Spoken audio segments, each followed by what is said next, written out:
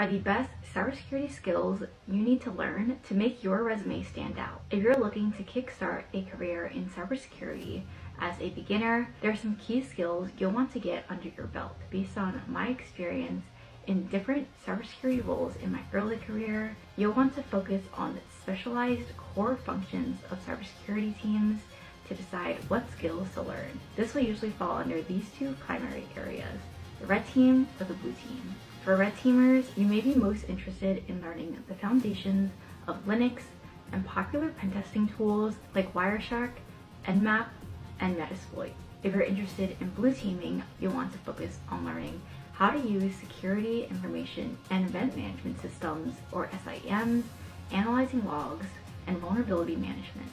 On top of this, having some foundational scripting or coding skills using Python or PowerShell will provide you with the technical skills you need to write your own scripts, automate processes, and communicate better with development teams.